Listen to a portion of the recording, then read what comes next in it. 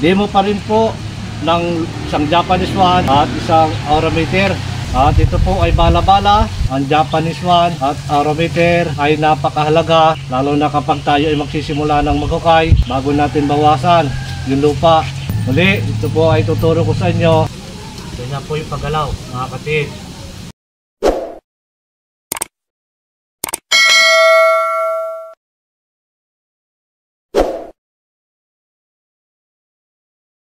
Isang mapagpalang araw po at magandang buhay sa atin pong mga kababayan, sa atin pong mga ka-TH.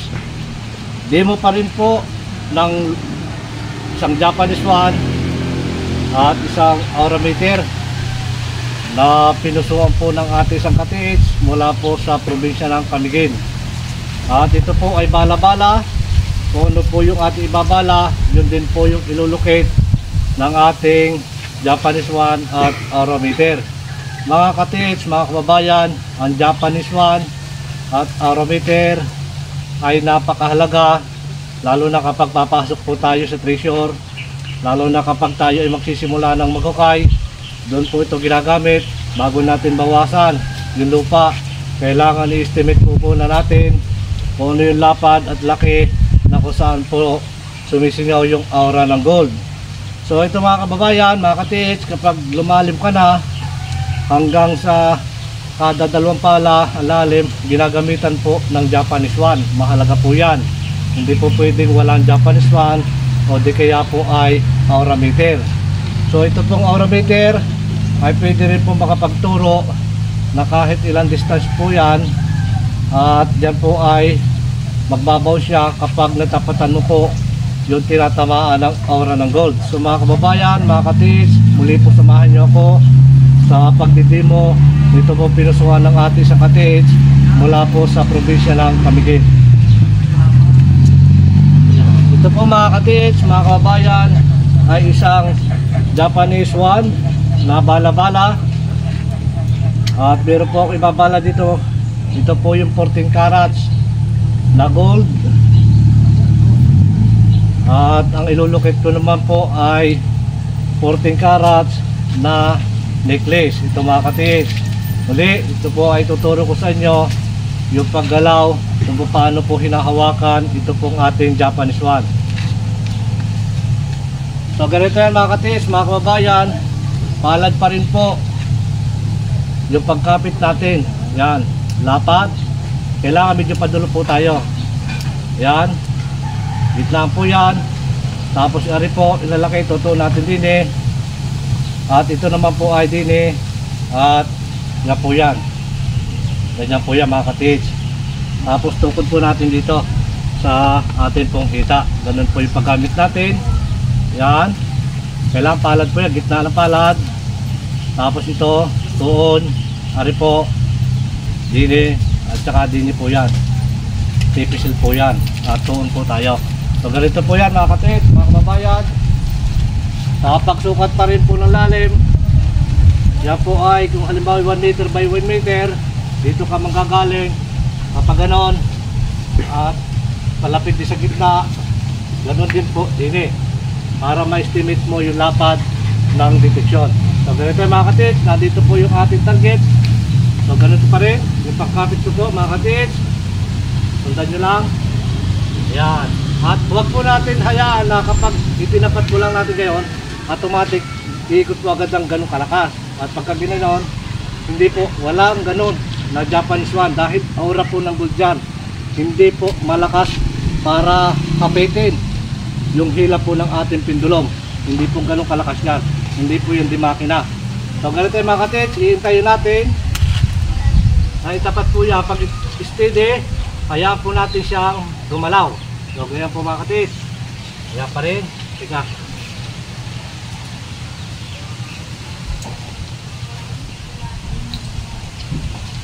Yan. Ito pa rin mga ka-TH. Steady po yan. Steady. Hintayin natin siyang gumalaw. Yan. Segundo lang po yan mga ka-TH. Yan pong pagkalaw ng ating Japanese one. Yan.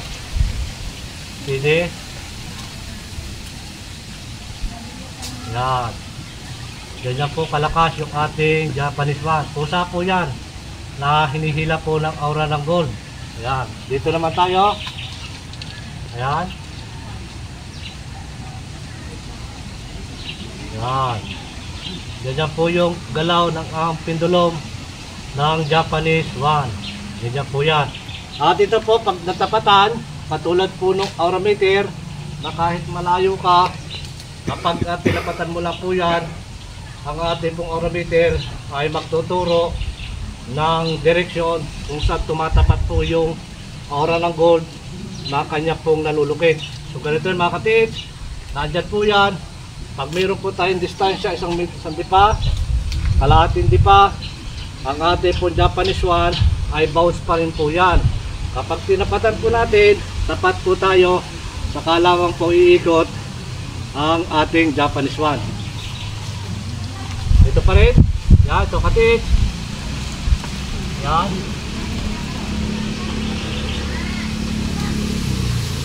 Yan, ating Japanese one. Dito. Hintayin nyo po mga katiits na siya po ay kusang gumalaw. Yan, ito naman po, itatapatan ko. Yan. Itatapatan po yan. Ganyan po yung paggalaw niya ng ating Japanese one. Ito mo. Yan. Ganyan po yung paggalaw mga katiits. Ito na. Ganyan po kalakas yung paggalaw ng ating Japanese one. So yan, tapat po yan. Tapatan ko po yan. Hintayin nyo po yan na gumalaw. Kapag gumalaw po yan, diretso na po yan ang kanyang paggalaw. Ayan. Yan po yung Japanese. Palakas po ng palakas yan mga katiits. Ganyan po yung Japanese one na segundo lang. At kapag marunong ka na, gagalaw po ang ating Japanese one. Pwede din mo ko rin po mga katiits, mga kababayan, yung pong aura meter. Ayan. Ito pong aura meter. Nabalaan ko po ng gold.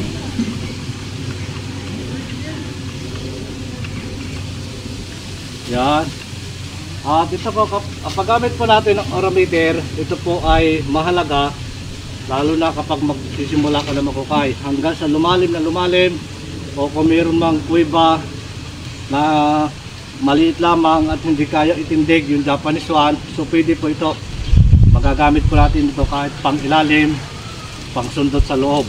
Ayan. So mga kababayan, sa paggamit pa rin po ng Japanese one, kailangan ititindig mo muna siya.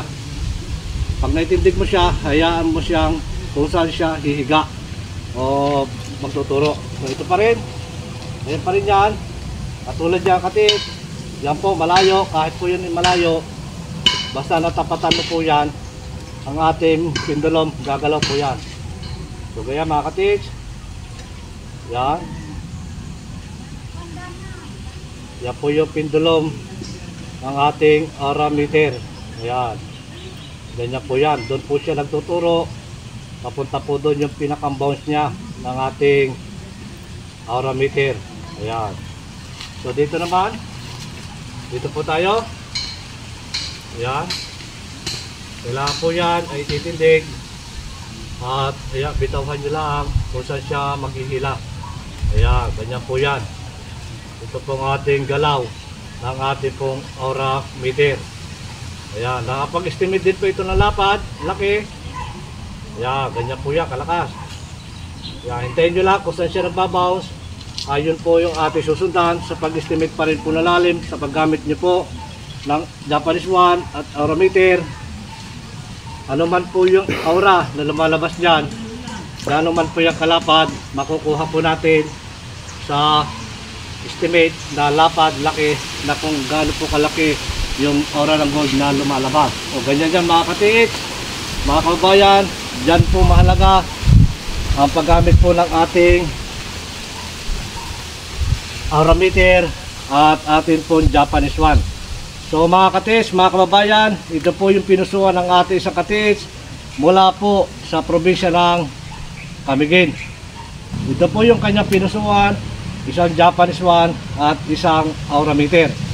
Muli po mga kababayan, mga katiits, shout out po sa inyo lahat.